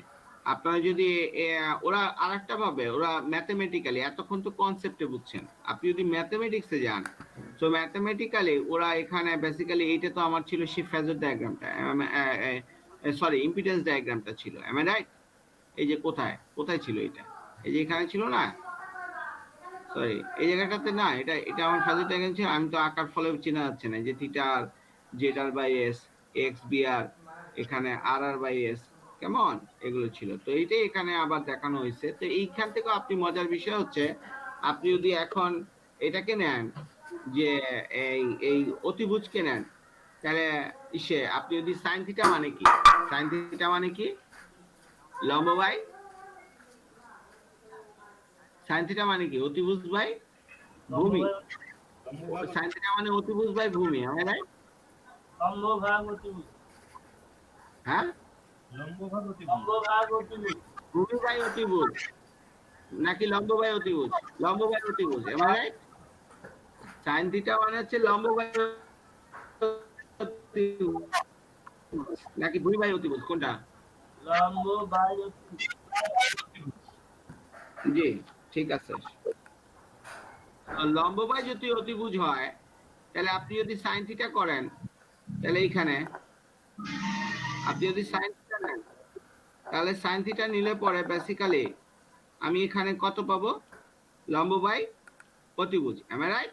তাহলে এই ট্রায়াঙ্গেলটার ক্ষেত্রে কেমন? তো এই ট্রায়াঙ্গেলটার ক্ষেত্রে লম্ব কোনটা? লম্ব আমার হচ্ছে গিয়ে X BR, am I right? তাহলে আসবে কত? এক্স বিআর এক্স, আর এখানে আসবে কত? এক্স বিআর, কেমন? লম্ব বাই অতিভুজ, অতিভুজ কত? জেড আর বাই এস, অতিভুজ হচ্ছে গিয়ে Z R divided by S. কথা কি বুঝে গেছে? স্যার বুঝতে পারছি? এই কথাটুকুন বুঝে গেছে? তাহলে এখান থেকে আমরা এটা পাই না, এই লাইনটা পাইতে পারি যে জেড আর বাই এস কে উপরে উঠাই দিলাম, সাইন থিটাকে নিচে নামাইলাম, কেমন? তাহলে আমার এটা আসে না? কথা বুঝে গেছে? আচ্ছা, তাহলে জেড আর বাই এস এর মান পাইলাম, কেমন? তো জেড আর বাই এস এর মান যদি আপনি পান, তাহলে এখন আই আর ইকুয়াল টু কত জানি? আই আর এর মান আমরা কত জানি? যে E B R B equal to I Z, তাহলে E B R by I R equal to কত? E B R by J, এটা না Z R by S, am I right? এটা আগে দেখে আসছি, এম আই রাইট? আগে দেখছি না, এখানে দেখছি না? হ্যাঁ, এইটাই তো বেসিক্যালি প্লট করে এটা পাইছি, এম আই রাইট? তো ওরা এই লোকাসের ক্ষেত্রে ওরা আসতেছে, আমি তো আগে দেখি কারেন্টের ইকুয়েশনটা আগে বের করি, তারপরে লোকাসে যাই। তাহলে এখন এখানে জেড আর বাই এস এর মানটা যদি বসাই দেই, এই যে এই ইকুয়েশন থেকে যদি আমি এখানে বসাই দেই, এখানে বসাই দিলে পরে আমি এটা পাবো না? কথা বুঝে গেছে? আচ্ছা, তাহলে পাইলাম কত? তাহলে এইটাকে আমি যদি একটু গুছায় লিখি, মানে এইটা তো এরকম ভাবে ভাগ অবস্থায় আছে, তাহলে এটা উল্টায় যাবে, থাকবে কত? বেসিক্যালি এইটা বাই এইটা, আর সাইন থিটাটা উপরে উঠে যাবে, এম আই রাইট? সো সেটাই ঘটছে যে আই আর ইকুয়াল টু এটা আছে, আর সাইন থিটা উপরে চলে গেছে। এই যে ইকুয়েশনটা পাইলাম, এখন আমি এই যে ইকুয়েশনটা পাইলাম, এই ইকুয়েশনটা হচ্ছে কিসের কিসের ইকুয়েশন? এই ইকুয়েশনটা কেউ বলতে পারবে এই ইকুয়েশনটা কোন ধরনের? যেমন মূলবিন্দুগামী একটা ইকুয়েশন, সরলরেখার ইকুয়েশন কি? y equal to mx plus c, am I right? বা যে কোনো সরলরেখার সমীকরণ, আর c পার্টটা 0 হয়ে যাবে, y ইকুয়াল টু mx যদি মূলবিন্দুগামী হয়। আর যে কোনো সরলরেখার সমীকরণ কি? y equal to mx plus c, যদি সরলরেখার আরো অনেক সমীকরণ আছে। তো এই যে ইকুয়েশনটা আপনি দেখতে পাচ্ছেন, স্যার যে কোনো একজনে কার যেন মাইক্রোফোন উলফা। সো আলটিমেটলি কি হবে? সো এটা হচ্ছে গিয়ে বেসিক্যালি সেমি সার্কেলের মানে ইকুয়েশন, ঠিক আছে? বেসিক্যালি এটার মাধ্যমে আপনি যে equation of the semi circle tangent to the horizontal Axis, whatever, tangent to the horizontal Axis, ওরা বুঝাইতে চাইছে মানে এই অ্যাক্সিসের সঙ্গে ট্যানজেন্ট, এই হরাইজন্টাল অ্যাক্সিসের সঙ্গে ট্যানজেন্ট অবস্থায় আছে। বেসিক্যালি এইভাবে সেমি সার্কেলটা তো এই দিক দিয়েও আসতে পারতো, বাট না এই দিক দিয়ে যাবে, ঠিক আছে? তো সেটা কোনো কথা না। বেসিক্যালি এই ইকুয়েশনের যে প্যাটার্নটা, ঠিক আছে, আই আরটা তো আমার ওয়াই অ্যাক্সিসে যদি নেন, আর আপনি যদি এখানে মনে করেন থিটাটাকে আপনি যদি বেসিক্যালি আপনি আকারে নেন যে মানে এখানে আই আরটা কি হচ্ছে? বেসিক্যালি আই আরটা আমার কম বেশি হচ্ছে, ঠিক আছে? সো এসটা আমার এস এর ভ্যালু বা থিটা আর এর সঙ্গে সাপেক্ষে আপনি যদি নেন, তাহলে আলটিমেটলি এটা হচ্ছে সেমি সার্কেলের ইকুয়েশন। কথা বুঝতে পারছি? তো এটা হচ্ছে ম্যাথমেটিক্যালি, তাহলে আপনি বুঝতে পারতেছেন যে ম্যাথমেটিক্যালি এটা হচ্ছে যেহেতু semi circle equation, so ultimately আপনি বুঝতে পারতেছেন যে এই আইআরটা কার রূপ নেবে, এই আইআরটা কার রূপ নেবে, সেমি সার্কেলের রূপ নেবে। এবং সেটা বেসিক্যালি কনসেপ্ট থেকেও আমরা এখান থেকে বুঝেছি যে আইআরটা বেসিক্যালি সেমি স্যার সার্কেল। ইবিআরটা ওখানে কোথা থেকে আসলো স্যার সেটা বুঝতেছি না। কোনটা? ওই যে স্যার আইআর ইকুয়াল টু ইবিআর, হ্যাঁ, এটা এই কোথা লাইন, থেকে আসলো এই স্যার? এই লাইনটা বুঝছেন? হ্যাঁ ওটা বুঝতে পেরেছি স্যার। এই লাইন থেকে এই লাইন বুঝছেন? জি ওটা বুঝেছি, কিন্তু নিচেরটা বুঝেছি না। 2 নাম্বারটা বুঝেছি না এই স্যার, লাইন 2 বুঝে নাম্বার। গেছে? আমি যতটুকুন জিজ্ঞেস হ্যাঁ করি ততটুকুন বলেন। এই জি লাইন স্যার। থেকে এই লাইন বুঝতে পারছেন? এই লাইন, না এটা এটা পারি নাই। আচ্ছা, আই আর ইকুয়াল টু কেন, ভি ইকুয়াল টু কত, ভি ইকুয়াল টু কত, V equal to I I I Z অথবা আই আর না? জি স্যার। ভি ইকুয়াল টু কত, আই জেড হ্যাঁ না? আপনি বলতে পারেন না? তাহলে শুধু আই ইকুয়াল টু কত হবে, শুধু আই ইকুয়াল টু কত হবে, ভি ভি ডিভাইডেড ভাগ বাই জেড। জেড। জেড। এখানে এই ভিটা কি, এই ভিটাই আমার ইভিআর, আর যেটা হচ্ছে কি এই যে আমার জেটের অংশটা যেটা আসছে, এটা তো কেন, কারণ এখানে আপনি যদি এই যে এই সার্কিটটা থেকে চিন্তা করেন, এখানে আইটা কোনটা, এখানে আই আর তো এখানে আসছে, এই আই আর কার কারণে আসছে, ইবিআর এর কারণে আসছে,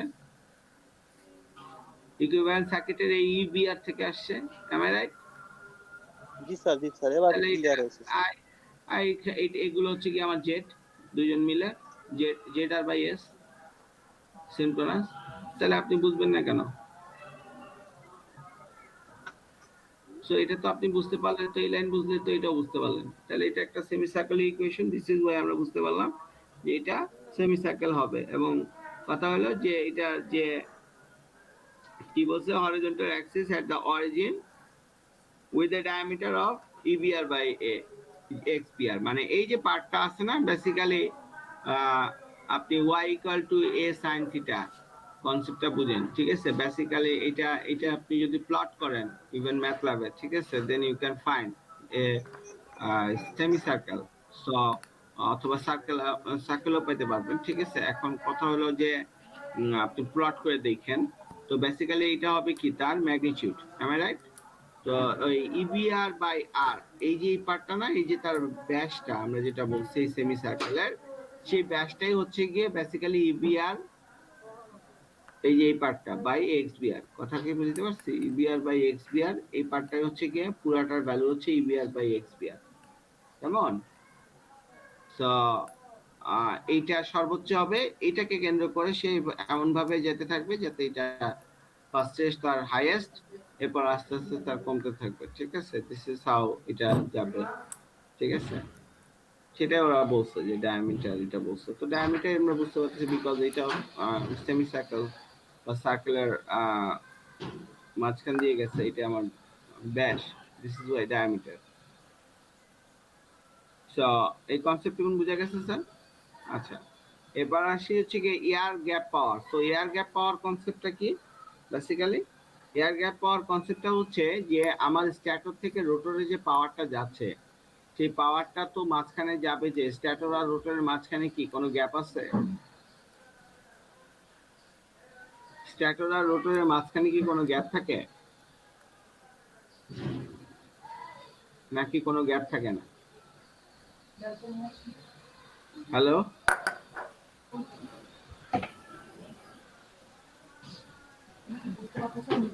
থাকবে স্যার। আচ্ছা, স্ট্যাটর আর রোটরের মাঝখানে যেহেতু গ্যাপ থাকবে, গ্যাপ না থাকলে ঘুরবে কিভাবে রোটরটা? তো সেই গ্যাপটা যতটুকুন কম করা যায় আমরা সেটাই চেষ্টা করি, ঠিক আছে? তারপরও যে গ্যাপ থাকে, ওই গ্যাপের মধ্যে কি থাকবে, এয়ার থাকে, am I right? নাকি কোনো তেল দিয়ে দেওয়া হয়? কোনো তেল দেওয়া হয় না ওখানে, বা অন্য কোনো কিছু দেওয়া হয় না, সেখানে এয়ারই থাকে। তো আলটিমেটলি ভ্যাকুয়াম করতে পারলে আমার জন্য ভালো হতো, কিন্তু ভ্যাকুয়াম করা মানে অনেক হাই কস্টলি হয়ে যাবে, যে অলওয়েজ ভ্যাকুয়ামের ভিতরে একটা মেশিন করতে থাকবে, ঠিক আছে? তো ভ্যাকুয়াম মেনটেন করতে গেলেও আমার এক্সটার্নাল সোর্স থেকে পাওয়ার দিতে হবে। তো রিগার্ডিং দ্যাট,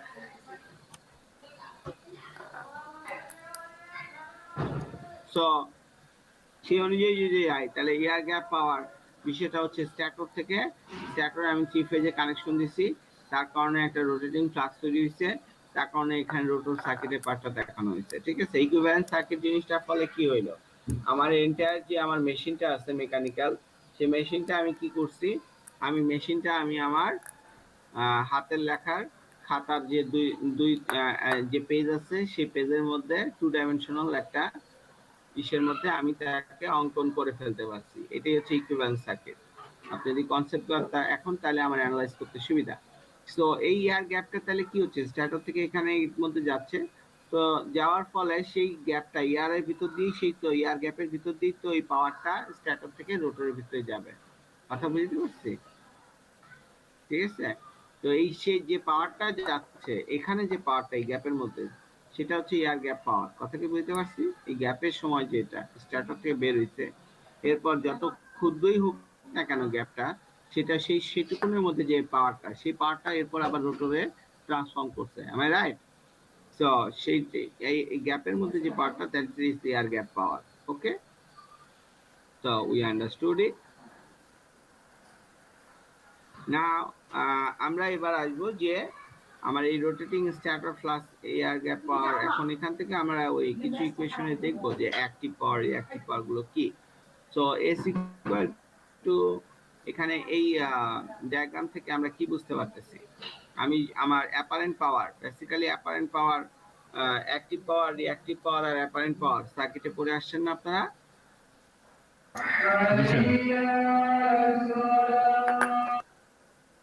ওকে, মাইক্রোফোনটা অফ রাখেন। তাহলে আমার এখানে কি হবে, আমার এটা হচ্ছে গিয়ে basically apparent power. So apparent power is equal to কি হবে, ভি ইনটু আই। তাহলে ইবিআর এখানে কি হবে, এখানে ভি মানে ইবিআর ইনটু আই মানে হচ্ছে আইআর।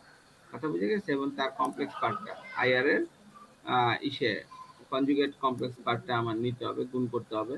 সো এখানে ইবিআর এর আপনি যদি ফেজরে লেখেন, তাহলে আপনার ইবিআর ইকুয়াল টু ইবিআর পোলার আপনি লিখলে এইভাবে, ইবিআর 0 লিখলেন আর আইআর এর অ্যাঙ্গেলটা লিখলেন, মানে কত অ্যাঙ্গেলে আমার কারেন্ট আছে। ঠিক আছে, তো সেটা, তো এই অ্যাঙ্গেলটা থাকবেই, বিকজ এটা তো পারফেক্টলি 90 ডিগ্রি হবে না, দিস ওয়াই 90 ডিগ্রি বলতেও পারতেছি না, এটা রেজিস্টিভের কত আছে সেটার কারণে টোটাল মেবি 80 ডিগ্রি বা সামথিং।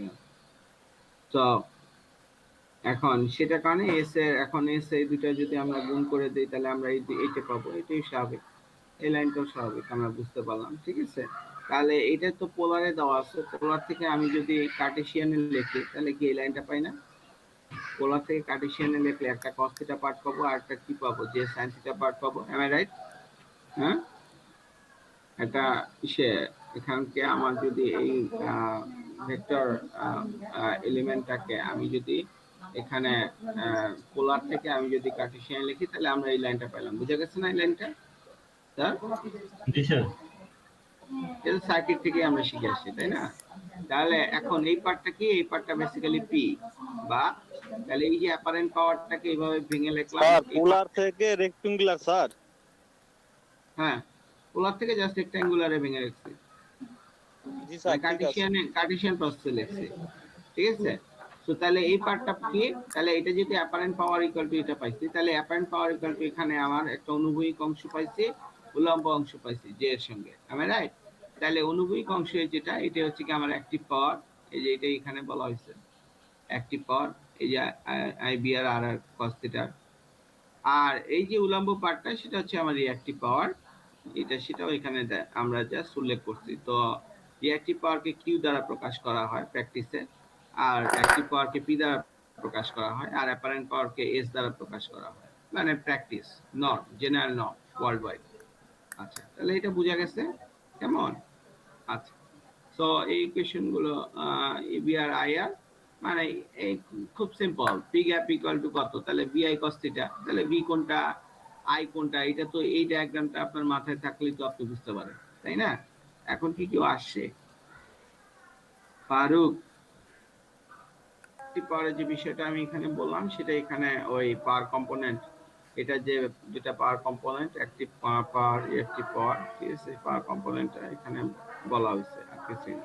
ঠিক আছে, এরপর ফেজার ডায়াগ্রাম, এখানে একটু আগে যেটা আমরা ইকুয়েশনে দেখছি, সেটাই আমরা এখানে ট্রায়াঙ্গেল, পাওয়ার ট্রায়াঙ্গেল যেটা আমরা সার্কিটে পড়ে আসি পাওয়ার ট্রায়াঙ্গেল, তাই না? অনুভূমিক এটা পার্টটা হচ্ছে গিয়ে আমার অ্যাক্টিভ পাওয়ার, কেমন, এই অ্যাক্টিভ পাওয়ার। আর উলম্ব পার্টটাতে আমার হচ্ছে গিয়ে বেসিক্যালি আমার রিঅ্যাক্টিভ পাওয়ার। আর আমার সেই অতিভুজ, এটা 90 ডিগ্রি, এটা 90 ডিগ্রি। তো এদিকে হচ্ছে অতিভুজ বরাবর হচ্ছে গিয়ে আমার অ্যাপারেন্ট পাওয়ার, কেমন, এই দুইটার আর কি যোগফল বা লব্ধি। ওকে, আর এই যে অ্যাঙ্গেলটা, ঠিক আছে, সো এটা বেসিক্যালি ওই পাওয়ার অ্যাঙ্গেল, ঠিক আছে, সো এটার উপরে ডিপেন্ড করতেছে। So okay, understood. ও মানে এর আগে যেগুলো পড়ছি ওইটা এখানে দেখানো হয়েছে আর কি, পাওয়ার ইসের মাধ্যমে দেখানো হয়েছে, কি বলে, এই জিওমেট্রিক্যালি পাওয়ার ট্রায়াঙ্গেলের মাধ্যমে দেখানো হয়েছে আর কিছু না। এটাও সে একই, তাহলে S equal to P plus J Q, এটা তো আগেই জানি আমরা, ঠিক আছে। তাহলে এস এর শুধু মানটা কি হবে, এদের দুই মানের বর্গ নিয়ে সেটা মানে অতিভুজ স্কয়ার ইকুয়াল টু লম্ব স্কয়ার ভূমি স্কয়ার, সেটাই আর কি। তাহলে শুধু অতিভুজ ইকুয়াল টু এটা রুট ওভার ও লম্ব স্কয়ার প্লাস ভূমি স্কয়ার, আর কিছুই না, ঠিক আছে। সো এটা পিং, এটা আমার তাহলে এই মেশিনের এটার ক্ষেত্রেও সত্য হবে, জাস্ট এটা অ্যাপ্লাই করে আমরা এই ব্যাপারটা দেখলাম। আচ্ছা, এরপর mechanical power develop, mechanical power and develop torque. এখন কথা হলো এয়ার গ্যাপের ভিতরে তো পাওয়ারটা আছে, এখন সেটা যখন রোটরে ঢুকবে, রোটরে ঢুকলে পরে যে টর্কটা আসবে সেটাকে আমরা বলতেছি কি, ডেভেলপ টর্ক। কথা কি বুঝাইতে পারছি? হ্যাঁ, ওকে। এবং মেকানিক্যাল পাওয়ারটা আমরা আমরা বলতেছি হচ্ছে গিয়ে আমার এই যে এই গ্যাপের মধ্যে দিয়ে যে পাওয়ারটা আসছে, সেই পাওয়ারটা যখন এখানে আসছে, আসার পরে কি হয়েছে, এর মধ্যে একটা ভোল্টেজ ইনডিউস হয়েছে এবং এই কারেন্টটা আমার প্রডিউস হয়েছে, এম আই রাইট? তো এই কারেন্টটা যদি এই কয়েলের মধ্যে দিয়ে কারেন্টটা যাইতে থাকে, তাহলে তার একটা লস আছে, am I right? Copper loss এটাকে বলি, ঠিক আছে। তো এই কপার লসটা বাদ দিলে, ঠিক আছে, কপার লসের মানে কপার লসের কারণে যে পরিমাণ পাওয়ারটা আমার লস হয়, মানে আই স্কোয়ার আর লস, সেই লসটা বাদ দিলে বাকি যে পরিমাণ যে পাওয়ারটা আসছে, টোটাল পাওয়ারের একটা অংশ তো ওই অংশে ব্যয় হয়ে যায়। আর বাকি যে পাওয়ারটা, সেই পাওয়ারটাকে কি আমরা বলতেছি কি, মেকানিক্যাল পাওয়ার। কথা বলতে পারছি, কেমন, আন্ডারস্ট্যান্ড? তো এইটাই এখানে এখানে আমার বেসিক্যালি বলা হয়েছে যে পি যে গ্যাপটা, এখানে যে গ্যাপটা, গ্যাপে যে পাওয়ারটা থাকে, সেই গ্যাপের পাওয়ারটা বেসিক্যালি একটা অংশ চলে যায় হচ্ছে গিয়ে রোটরের কন্ডাক্টর লসের কারণে, রোটর কন্ডাক্টর লস আরসিএল। আর একটা পার্ট হচ্ছে গিয়ে তার মেকানিক্যাল পাওয়ার হিসেবে ডেভেলপ করে। কথা বুঝতে পারছি? মেকানিক্যাল পাওয়ার, যেহেতু মোটর এটা, তার একটা মেকানিক্যাল পাওয়ার তার মধ্যে সেটা ডেভেলপ হবে, ঠিক আছে। এবং সেটার কারণে একটা ডেভেলপ টর্কও ডেভেলপ হবে, আমরা সেটাকে বলতেছি ডেভেলপ টর্ক। বা ডেভেলপ টর্ক কথাটা আমরা কেন আলাদা করতেছি স্যার, এগুলো এইরকম আলাদা করার দরকার কি, মানে পাঁজরের হাড্ডি, হ্যাঁ, রানের হাড্ডি, মাথার হাড্ডি, এরকম ভাবে বিভিন্ন অংশে আলাদা করা হচ্ছে কেন? আলাদা করা হচ্ছে এই কারণে, বিকজ এন্ড অফ দি, মানে সবার লাস্টে যে আউটপুট আকারে আমরা যা যা পাই, সেটাকে আমরা তখন বলবো shaft power and shaft torque. কথা কি বুঝতে পারছি?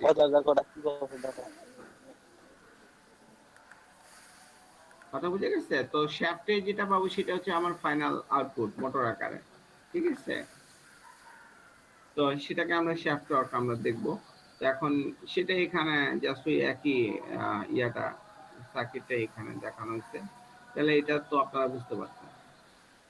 এখন এখন পি গ্যাপের মধ্য দিয়ে যে পাওয়ারটা আমার আসে, পি গ্যাপের মধ্যে যে পাওয়ারটা, ঠিক আছে, এখন সেই পাওয়ারটা বেসিক্যালি আমার কত, সেটা হচ্ছে গিয়ে আই স্কোয়ার আর লস, ঠিক আছে। পি গ্যাপের মধ্য দিয়ে আমার যেটা আসতেছে সেটা আমার ইকুয়েশন গত ভাবে আপনি যদি যান, তাহলে সেটা হচ্ছে I square R by S. এখন আর বাই এস কেন আসলো, মানে পি ইকুয়াল টু কত, basically P equal to I square R না, পি ইকুয়াল টু কত, I square R sir. I square R. I square R. এখন এই equation, এই ইয়াটা অনুযায়ী এখানে আর মানে কত আছে, R R by S, am I right? হ্যাঁ, তাহলে আপনি সেই অনুযায়ী যদি যান, তাহলে সেই অনুযায়ী যদি আমি যেতে থাকি, তাহলে এখন আমার কত আসে? P equal to I R, I মানে কত? I R, am I right? I R whole square, আর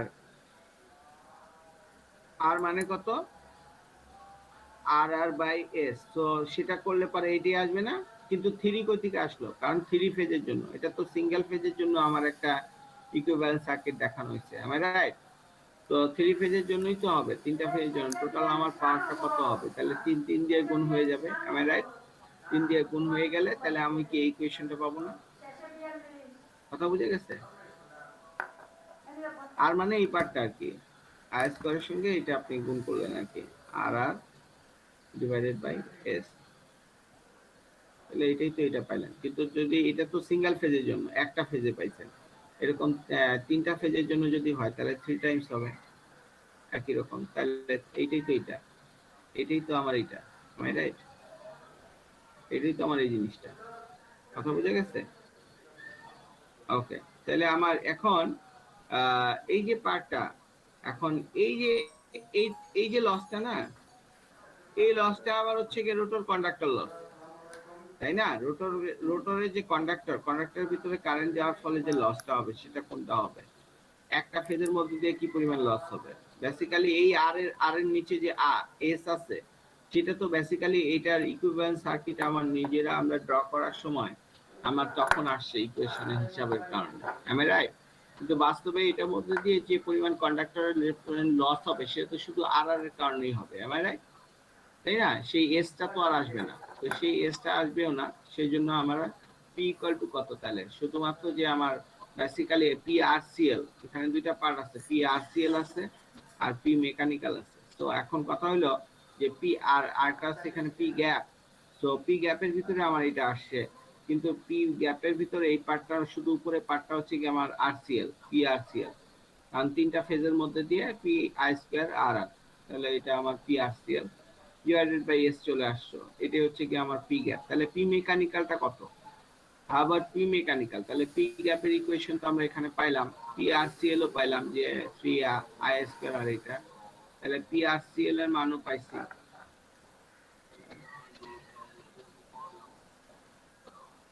তাহলে আমরা কি কি পাইলাম? আমরা পি আর সিএল এর মান পাইছি, আমরা পি গ্যাপের মান পাইছি, আমরা পি মেকানিক্যালের মানটা কত এটা আমরা দেখব, কেমন?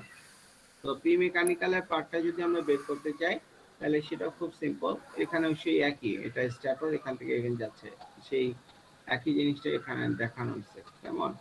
এখানে রোটরের ফ্রিকোয়েন্সি, কিন্তু কথা হলো যে এখানে ব্লক রোটরের সাপেক্ষে দেখাইছে, এখানে কিন্তু ব্লক রোটরের সাপেক্ষে দেখায়নি, এখানে দেখাইছে হলো যে রোটরের ফ্রিকোয়েন্সি, রোটরের সে অনুযায়ী, ঠিক আছে? মানে স্লিপের সাপেক্ষে চেঞ্জটা দেখায় নাই, ঠিক আছে? এখন আমার যদি পি আর সিএল, তো এটা তো আমি জানি, PRCL,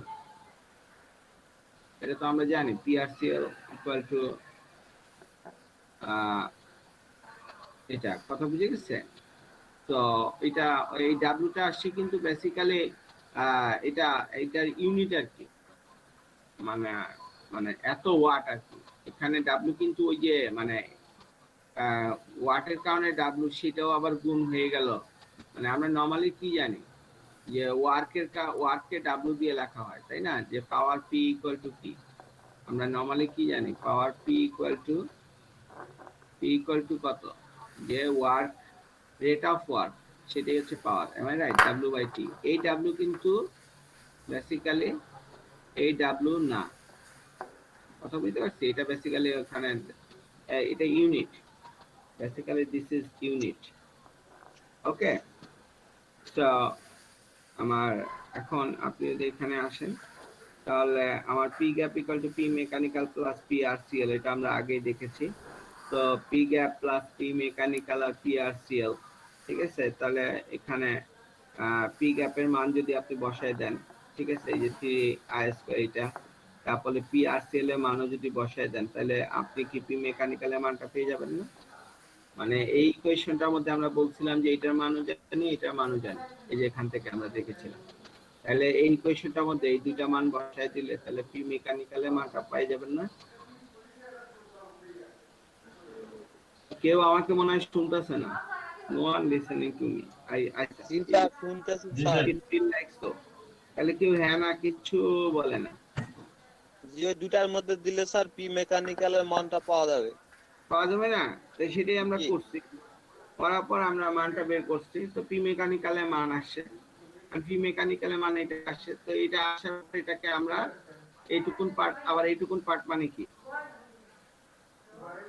আবার এইটুকুন পার্ট মানে, আবার এইটুকুন পার্ট মানে হচ্ছে কি আমার পি গ্যাপ, রাইট? এইটুকুন জি পার্ট স্যার। মানে কি? P gap. পি যদি গ্যাপ। আমরা সংক্ষেপে আমরা ছোট করে আমরা লিখতে পারি এটা না, এটাই আমরা লিখতে পারি না যে P P mechanical equal to P gap into 1 minus S. কথা বুঝে গেছে? জি স্যার। জি ওকে, বেসিক্যালি এইটুকুন পার্ট থেকে আমরা পাইছি এই কোশ্চেন। এটার মধ্যে থেকে এখানে পি এটাকে এই পাশে নিয়ে গেছি, নিয়ে যেয়ে তারপর পি মেকানিক্যাল মান পাইছি। বা এত কিছু না করে আপনি আপনার মতো করে করতে পারেন। এই দুইটা মান জানেন, আপনি এই দুইটা মান বসাই দিয়ে আপনি পি মেকানিক্যালের মান বের করবেন। তাহলে এখন স্টেনমেন্ট ইকুইভ্যালেন্স থাকে, স্টেনমেন্টের মান আমরা কথাটা আমরা নাম শুনছিলাম, হি ইজ এ সায়েন্টিস্ট, ঠিক আছে? Basically R R by S basically তার কারণে আসছে, আর ইকুইভ্যালেন্স সার্কিটের কারণে। সেখানেই আমরা দেখতে চাইছি বেসিক্যালি আর আর বাই এসটা অন। বেসিক্যালি আমরা এখানে বুঝতে চাইছি যে আর আর বাই এসটা কি, সেই মানটাই আমরা এখানে বের করতে চাইছি। সেই এটা কোন লাইনটা? এটা বেসিক্যালি ওই যে ওই লাইনটা, P gap equal to P mechanical plus theta. তো পি মেকানিক্যাল মান তো অলরেডি আমরা জানি, তো সেটাও যদি বসাই দেই তাহলে আমরা সেই লাইনটা পাবো। এই লাইনটা পাওয়ার পর আমার উদ্দেশ্য হলো গিয়া যে স্টেটমেন্ট স্যারের যে ওনার যে আর আর বাই এস, সেই আর আর বাই এস এর মানটা কত সেটা আমরা জানতে চাই। Out of curiosity we want to know it.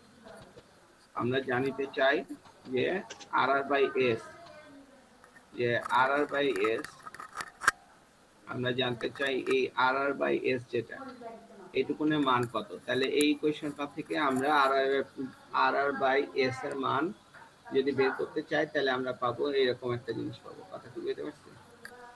G sir. হ্যাঁ, এই এই জি ইকুয়েশন। স্যার বুঝা গেছে স্যার।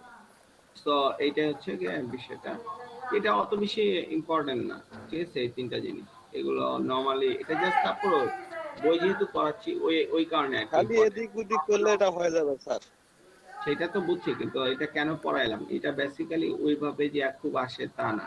বাট কথা হলো যে কেউ যখন যদি কখনো জিজ্ঞেস করে যে স্টেনমেন্ট স্টেনমেন্টের কনস্ট্যান্ট, স্টেনমেন্ট বিজ্ঞানী স্টেনমেন্ট ইয়াটা বলে, ওই কি বলে, তার রেজিস্ট্যান্সটা কত, সে তার অথবা তার অবদানটা কি, অথবা তার এই ইকুইভ্যালেন্স সার্কিটের আমার রেজিস্ট্যান্সের মানটা কত, সেটা জিজ্ঞেস করে বসলে মাথার উপর দিয়ে যেতে না যায়।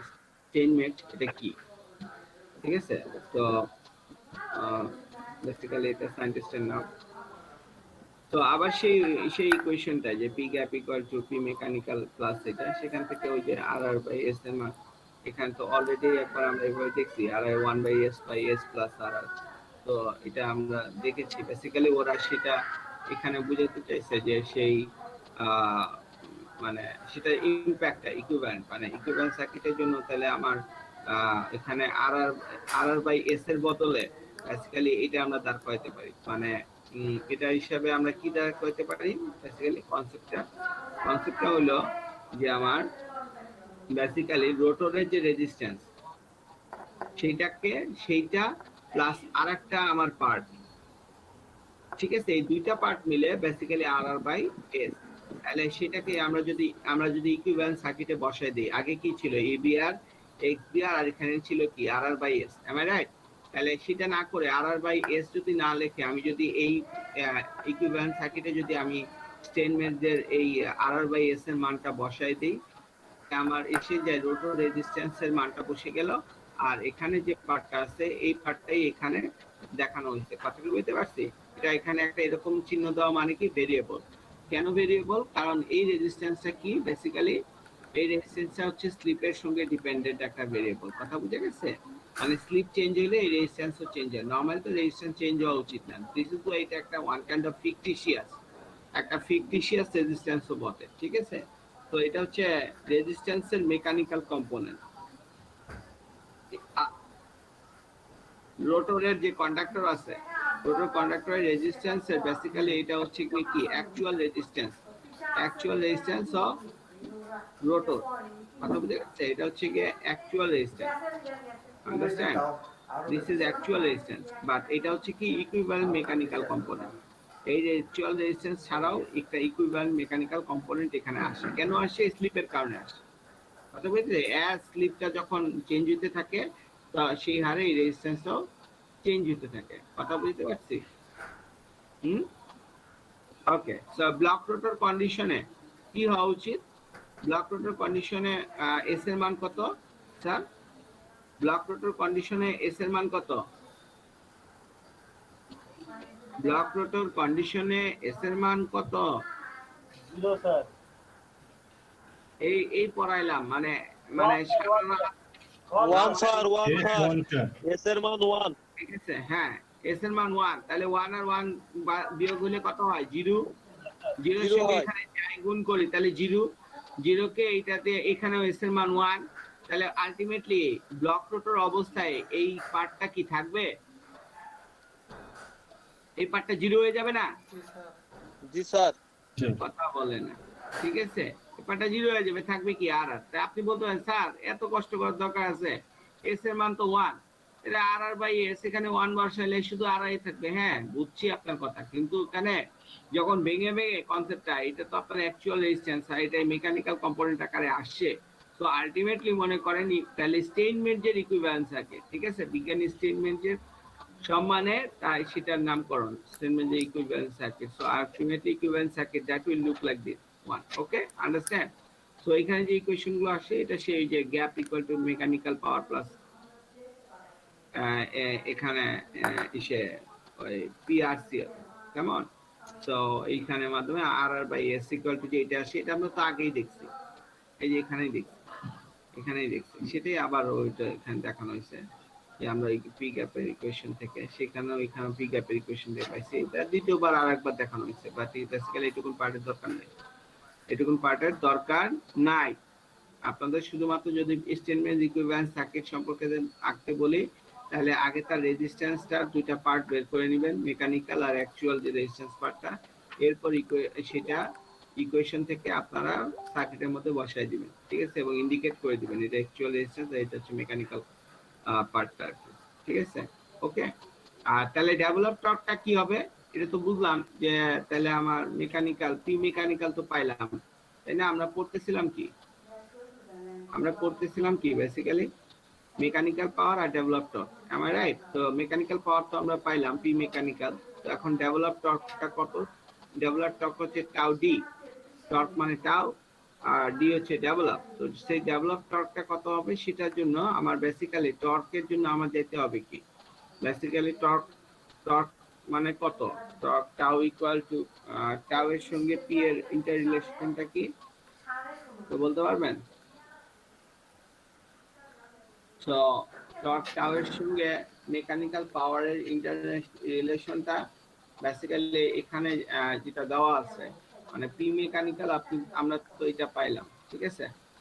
পি মেকানিক্যাল এখানে আমরা পি মেকানিক্যাল ইকুয়াল টু কি জানি যে P gap into 1 minus S. তো পি গ্যাপের মানটাও আপনি বসাইলেন, বসানোর পর তারপরে এখন এইটা এনআর বাই এনএস মানে 1 বাই এস, এটা তো আগেই দেখছেন। তো এই পি মেকানিক্যালের এই ইকুয়েশনটাও আপনারা পেয়ে যাবেন।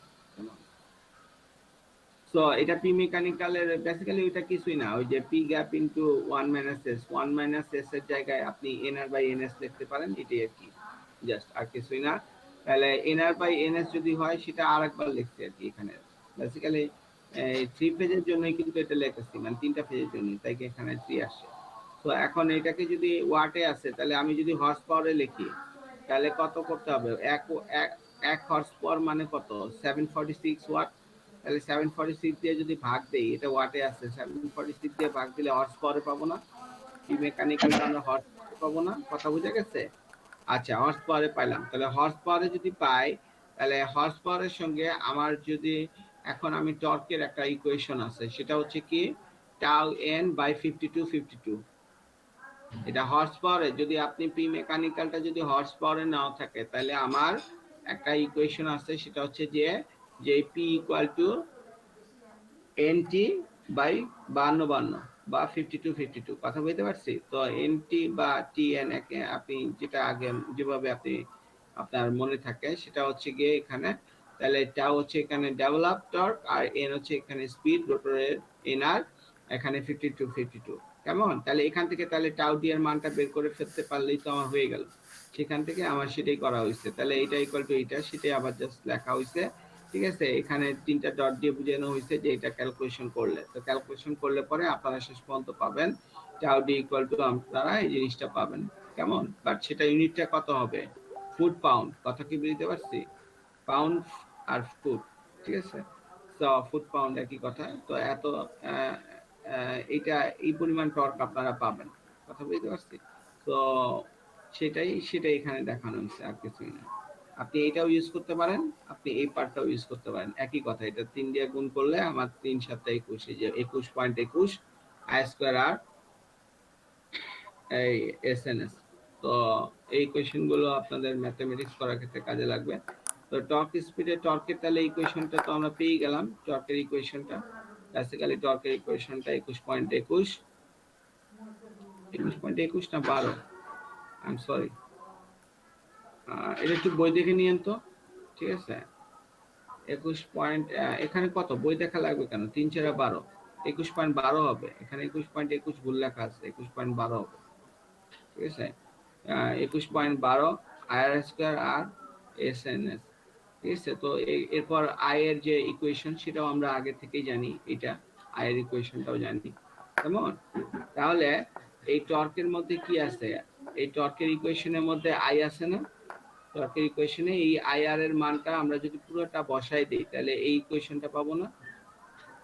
আপনারা এটা খেয়াল করে দেখবেন যে এটা পান কিনা, ঠিক আছে? এই পুরো আইআর এর মানটা আমরা যদি এখানে বসাই দেই তাহলে আমরা এটা পাবো। তো এটাকে যদি আরেকটু আমরা ছোট করি তাহলে আমরা যেটা পাবো সেটা হচ্ছে কি এই জিনিসটা।